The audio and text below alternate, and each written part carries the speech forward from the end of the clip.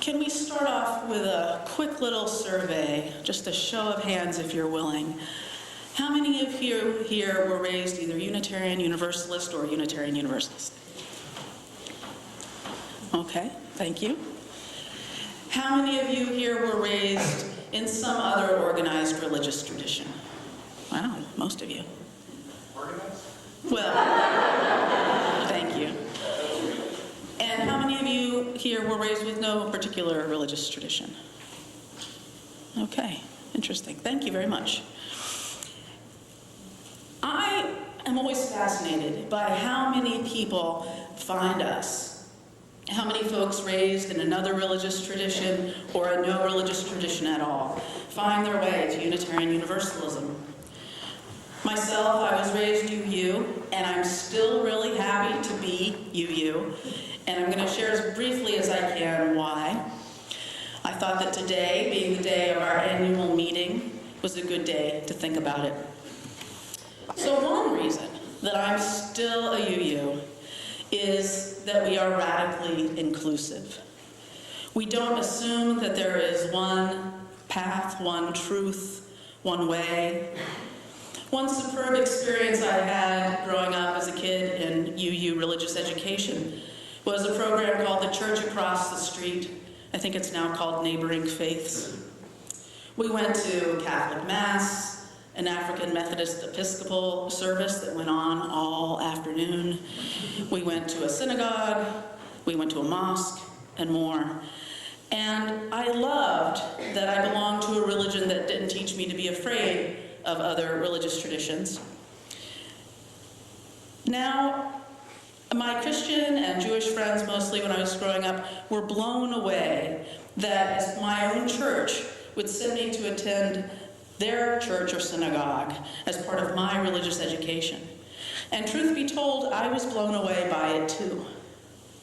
I still am. It's really not something to take lightly or to take for granted. It's one of the most distinctive things about our tradition, and to my way of thinking, one of the most wonderful things. Here at FCU, of course, we have the beautiful quilt behind me to remind us of this openness to other teachings, that there are many paths, not just one. Now, I happen to consider myself to be a serious admirer of Jesus. In my late 20s, as a serious admirer of Jesus, I flirted with Quakerism and the United Church of Christ and other liberal Christian traditions.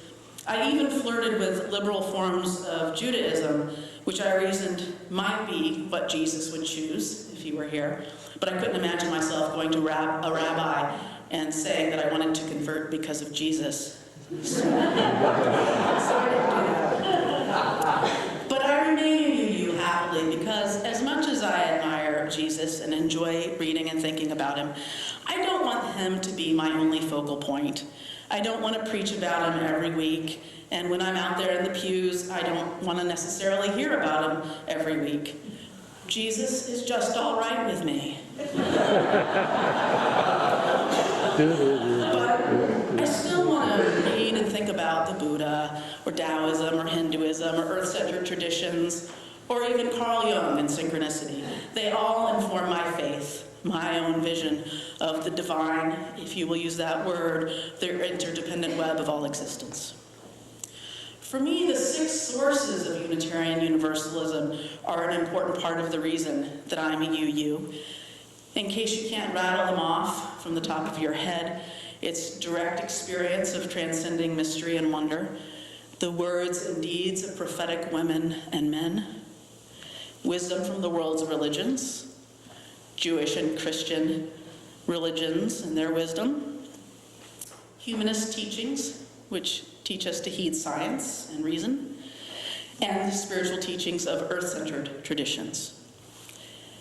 To me, these sources speak much more to why I remain in UU than perhaps our more celebrated 7 principles do, the principles which you spoke together as our responsive reading this morning.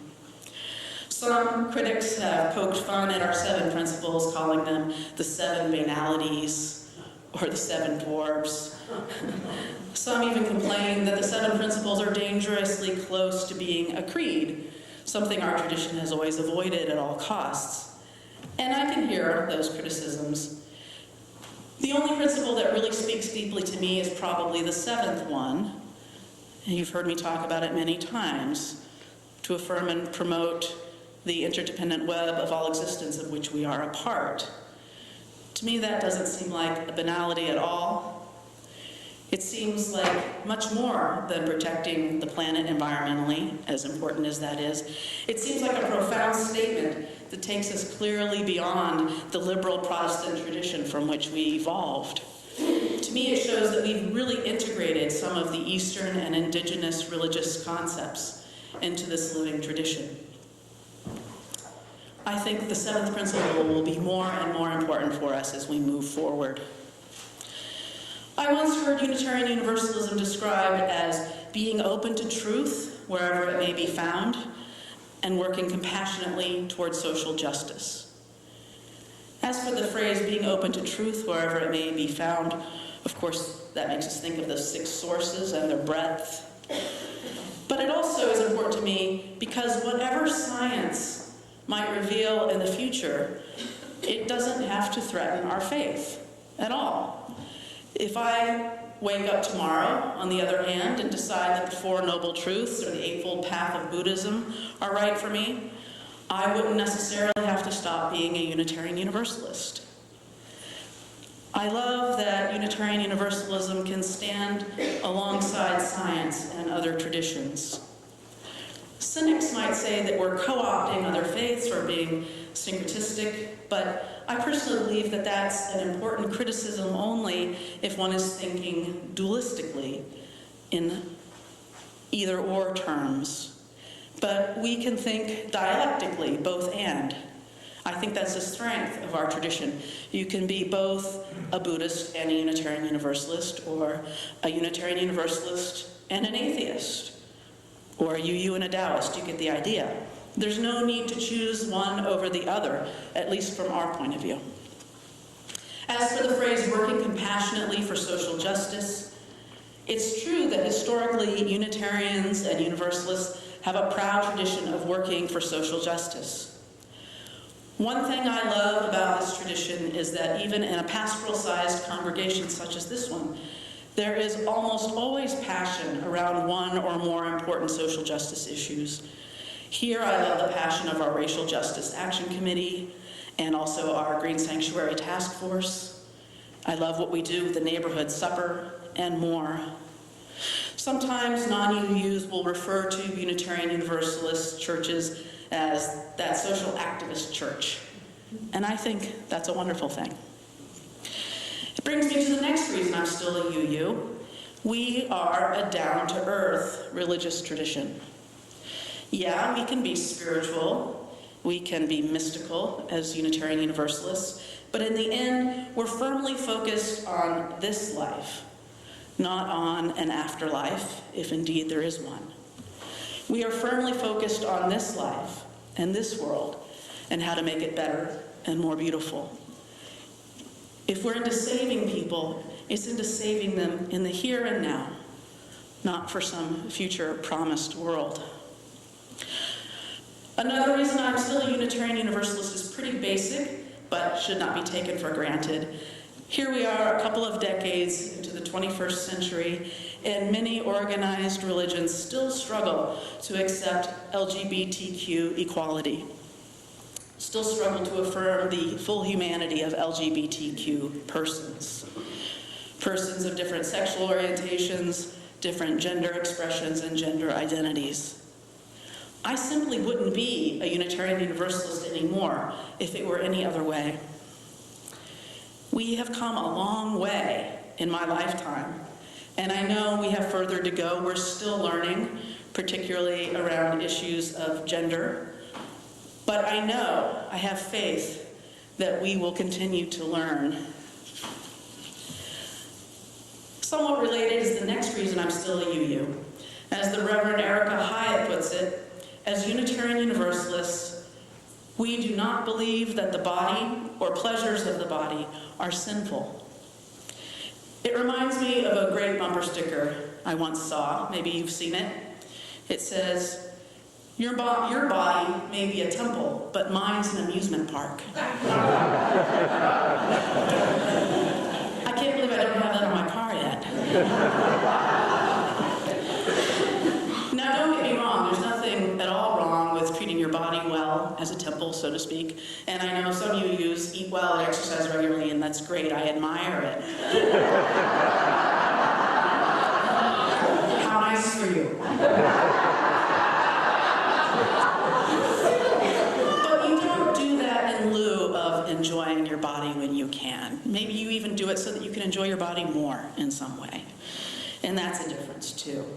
Having a body brings hardships at times, as we probably all know, so I'm glad we can enjoy the good times for our bodies when they come. But really, the bottom line reason I'm still a Unitarian Universalist is this. In a nutshell, this is the only religion that would have me. And I mean that in the best possible way. Yes, of course, I'm a lesbian, and lots of traditions wouldn't allow me to fully participate, certainly wouldn't ordain me. But that's not the only thing. This is the only religious tradition that I'm aware of that would have me as my whole self, including my theology. I don't exactly fit anywhere theologically. Almost anywhere else, I would have to keep some of my true beliefs a little bit secret, a little bit on the down low, because they would be frowned upon, if not downright condemned. As a Unitarian Universalist, I can be honest and open about my theology and the fact that it's in continuous motion.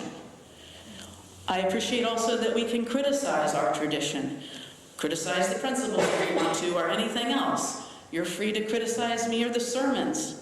It's all fine. I love that. We can criticize that we are too heavily Euro-American, perhaps too middle or upper middle class, too bourgeois. We're allowed to talk about our shortcomings openly. We can have a sense of humor about ourselves. As I come to a close, I wonder, have you thought about why you're a Unitarian Universalist? Or for those of you who haven't yet officially joined here or another UU church, which is what makes you officially a Unitarian Universalist, have you thought about why you attend here? After all, each and every one of you has chosen to become a Unitarian Universalist, or to remain one, or at least to attend a UU congregation, at least today, out of all the other religious traditions in the world. Why? And when you've thought about why not spread the word? Don't deprive others of what you have found in Unitarian Universalism. I know UUs are loath to evangelize, but I say, why not? We have a lot to offer. We have a faith that allows us to have intellectual integrity, that allows us to be open to truth from any source, a faith that encourages us to spiritual growth and social action. Here at FCU, truly we have one of the best congregations I've ever seen. Unitarian Universalism has been a kind of coming home for many once they've discovered it. Maybe it could be a beautiful way back into a viable spiritual home for someone you know, too. Religious congregations, such as this one, are called to model the world we'd like to see. We're called, as feminist theologian Sharon Welch puts it, to create communities of resistance and solidarity. We're called to critique secular culture while continuing to critique ourselves along the way. We're called to be countercultural in a beautiful and loving and thoughtful way. As the Reverend Susan Frederick Gray, the current president of the UUA, puts it, this is no time for a casual faith. This is no time for a casual commitment to the values that matter the most to you. This is also no time to be alone. You are not alone.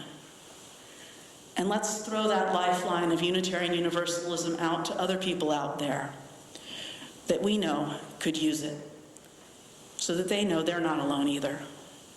May it be so. Blessed be, and amen.